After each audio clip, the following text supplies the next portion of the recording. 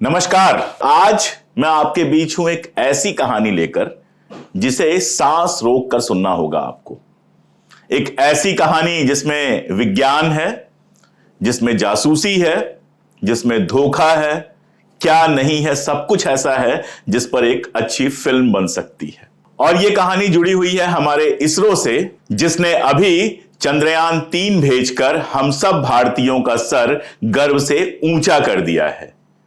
लेकिन इसके पीछे जो कहानी है, जो कुछ झेलना पड़ा है वहां के वैज्ञानिकों को, जिस तरह से यहां तक हम पहुंचे हैं, जैसा मैंने बताया, सांस रोककर सुनिएगा, वो कहानी पूरी की पूरी फिल्मी है।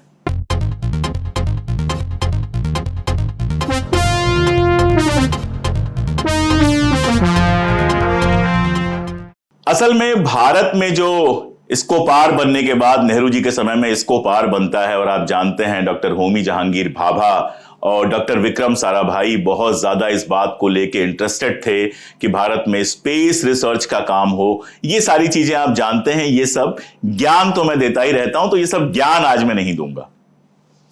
इन सब के लिए भारत का जो सबसे करीबी दोस्त था, जिससे टेक्नोलॉजी और बाकी सारी चीजें मिलती थी, वो था यूएसएसआर। जी, मैं रशिया नहीं कह रहा हूं, रूस नहीं कह रहा हूं, यूएसएसआर कह रहा हूं। अब आप जानते हैं कि 25 दिसंबर 1991 यानी 25 ऑफ दिसंबर 1991 को रशिया, यूएसएसआर बिखर गया। जो union of Soviet socialist republics था वो बिखर गया, टूट गया और कमजोर हो गया। उसके पहले कहते थे कि दुनिया में दो ध्रुव हैं, एक तरफ यूएसए है, यूनाइटेड स्टेट्स ऑफ अमेरिका, और दूसरी तरफ यूएसएसआर है। दोनों की ताकत बराबर मानी जाती थी। लेकिन जब रशिया एक बार बिखर गया तो उस बिखरने के बाद रशिया की ताकत जो है वो कम हो गई। अब रशिया की ताकत जब कम हो गई तो आप समझ सकते हैं कि हम उसके साथ लगातार सहयोग में थे रॉकेट टेक्नोलॉजी हासिल करने के लिए, तो हमें भी थोड़ी सी परेशानी हुई। कहानी यहीं से शुरू होती है। 18 जनवरी 1991, 18 जनवरी 1991 को इसरो ने, जो रशिया की स्पेस एजेंसी थी ग्लाउकोस्मास, उसके साथ टेक्नोलॉजी ट्रांसफर का एक एग्रीमेंट किया था। इसमें भारत को क्रायोजेनिक इंजन भी मिलने थे, और क्रायोजेनिक इंजन वो इंजन थे जो बड़े रॉकेट्स को उड़ने में मदद करते, और सिर्फ उसको उड़ने में मदद नहीं करते, अमेरिका जो टेक्नोलॉजी यूज कर रहा था उससे वो बेहद सस्ते थे। ये समझौता हुआ, मैंने आपको बताया, रशिया के साथ 18 जनवरी 1991 को। लेकिन जो बिग बॉस है दुनिया का, अमेरिका, वो इसको बहुत गौर से देख रहा था और वो कतई नहीं चाहता था कि भारत के पास ये टेक्नोलॉजी आए। आप जानते हैं कि अग्नि का सफल परीक्षण, जो एक बैलिस्टिक मिसाइल थी, वो हम पहले ही कर चुके थे। तो यूएसए को ये शक था कि रूस और भारत के बीच में अगर टेक्नोलॉजी ट्रांसफर सफल तरीके से हो जाता है तो भारत रॉकेट की फील्ड में एक सुपर पावर बन जाएगा और सैटेलाइट आराम से लॉन्च कर पाएगा। दरअसल भारत उस समय इकलौता विकासशील देश था जिसके पास इस तरह की टेक्नोलॉजी थी, जो इस तरह की फील्ड में, स्पेस रिसर्च की फील्ड में इतना ज्यादा मेहनत कर रहा था। और अमेरिका बिल्कुल नहीं चाहता था कि भारत का यह प्रोग्राम जो है वो सफल हो। थोड़ा सा मैं आपको क्रायोजेनिक इंजन के बारे में बता दूं। दरअसल रॉकेट को लिफ्ट करने के लिए और उड़ाने के लिए अलग अलग तरह के फ्यूल यूज होते हैं। जैसे हम और आप स्कूटर चलाते हैं, मोटरसाइकिल चलाते हैं, कार चलाते हैं, किसी में डीजल पड़ता है, किसी में पेट्रोल पड़ता है, सीएनजी पड़ता है। इसी तरह से जो रॉकेट फ्लाई करता है उसको भी अलग अलग टाइप के फ्यूल जो है उसके सहारे चलाया जाता है। अब ये फ्यूल जो है उसी के हिसाब से इंजन डिसाइड होता है। इंडिया जो है, भारत, वो सॉलिड प्रोपेलेंट फ्यूल यूज कर रहा था, जिसमें हैवी फ्यूल टैंक चाहिए और बहुत सारा फ्यूल चाहिए, जिसकी वजह से कास्ट भी बहुत हाई थी और ट्रेवल डिस्टेंस जो है, जो यात्रा की दूरी है, वो कम हो जाती थी क्योंकि इंजन अपने आप में बहुत भारी हो जाता था। तो भारत लगातार ऐसे किसी फ्यूल की, ऐसे किसी ईंधन की खोज कर रहा था जो वजन में कम हो और एनर्जी एफिशिएंट हो, कम एनर्जी खाता हो। और इस मामले में भारतीय वैज्ञानिकों की नजर जहां टिकी हुई थी वो थी क्रायोजेनिक इंजन में। क्रायोजेनिक इंजन में क्या करते हैं कि हाइड्रोजन और ऑक्सीजन को लिक्विड फॉर्म में यूज करते हैं हाई प्रेशर पे, जिससे कि यह बहुत हल्का हो जाता है और बड़े से बड़े भारी से भारी रॉकेट को लिफ्ट कर सकता है, उड़ा सकता है। ये जो खोज थी हमारी, ये 1984 से शुरू हो चुकी थी और मैं आपको बताऊं कि गणानिधि नाम के एक वैज्ञानिक थे जिन्होंने इस दिशा में काम करना शुरू किया था। और जब उन्होंने शुरू किया था तो उनको यह भी नहीं मालूम था कि लिक्विड ऑक्सीजन या लिक्विड हाइड्रोजन कहां से आएगा, उसका यूज तो छोड़ दीजिए। उसके लिए एक जर्मन वैज्ञानिक से उन्होंने संपर्क किया। जर्मन वैज्ञानिक ने भारत पहले तो आने से ही मना कर दिया कि भाई भारत में तो सड़कों पे सांप चलते हैं, सड़कों पे हाथी चलते हैं, तो मैं आऊंगा नहीं।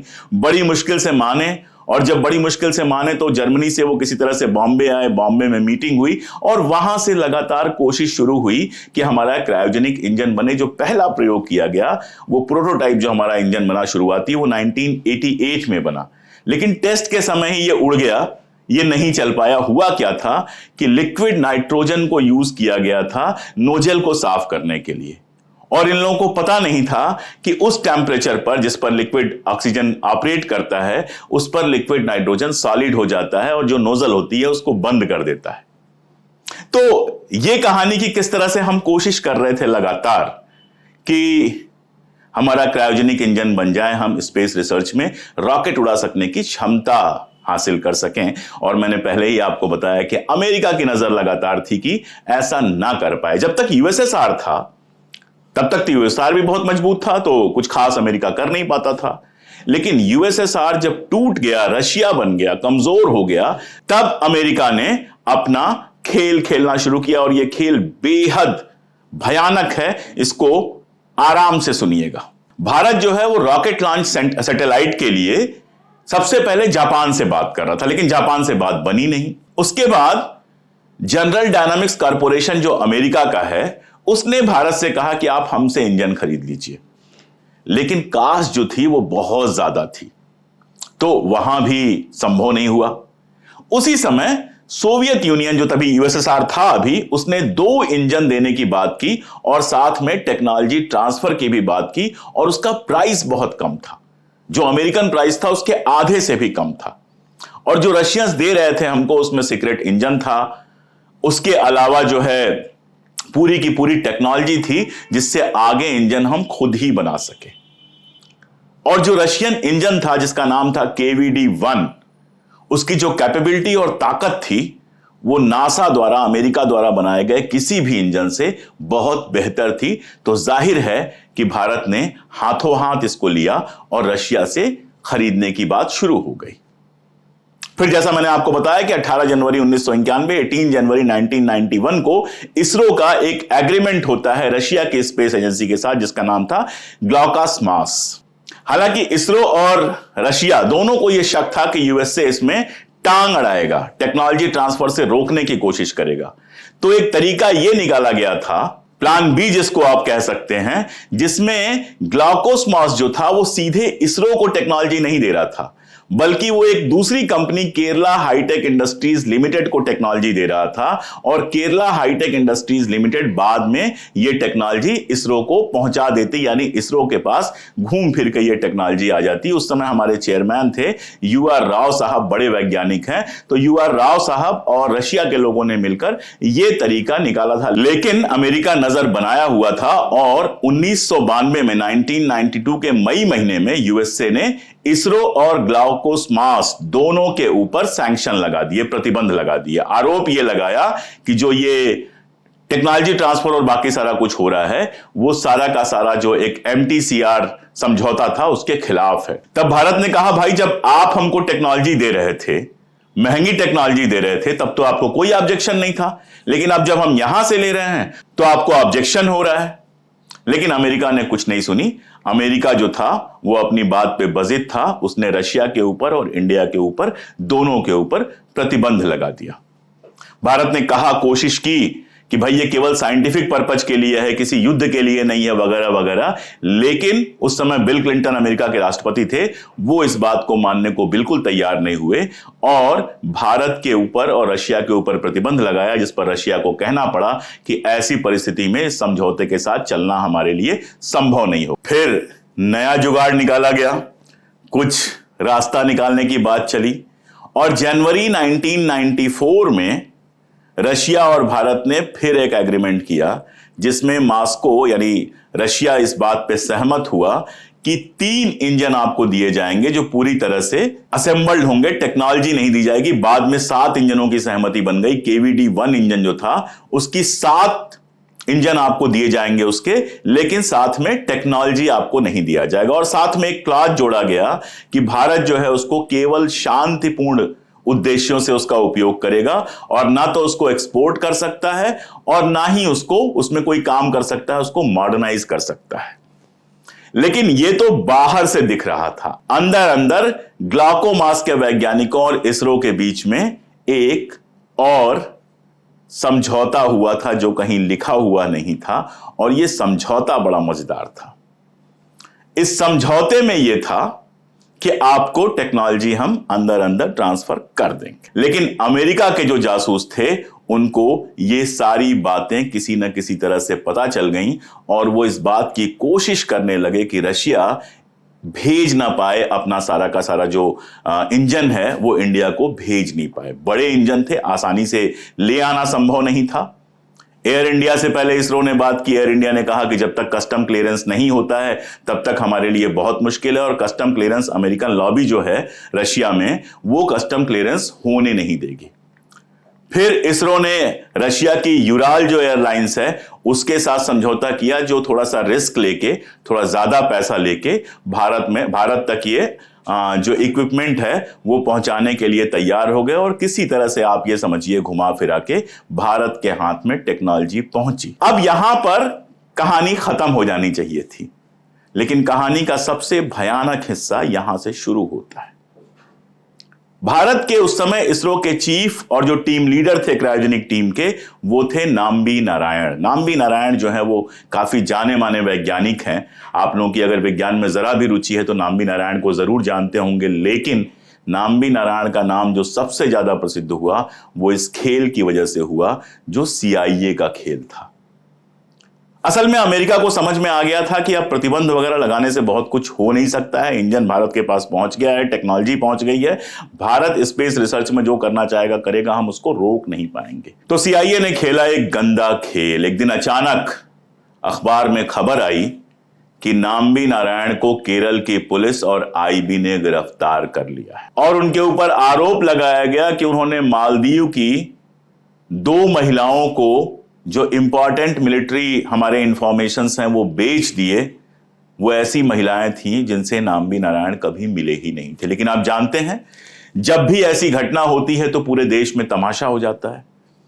और जो लीडर था, क्रायोजेनिक इंजन टीम का जो लीडर था नाम्बी नारायण, वो जेल पहुंच गए। जेल में उनके साथ दुर्व्यवहार भी हुआ। तो पहले तो जिसको सब कुछ मालूम था, जो लीडर था, वो जेल पहुंच गया। दूसरा जो बाकी वैज्ञानिक है फिर उनकी क्या हिम्मत होगी काम करने की। तो भारत का जो पूरा स्पेस प्रोग्राम था वो एक तरह से सस्पेंड हो गया। भारत के वैज्ञानिक समाज में खलबली मच गई, क्योंकि नाम्बी जो थे उनका बड़ा सम्मान था भारत के वैज्ञानिकों में।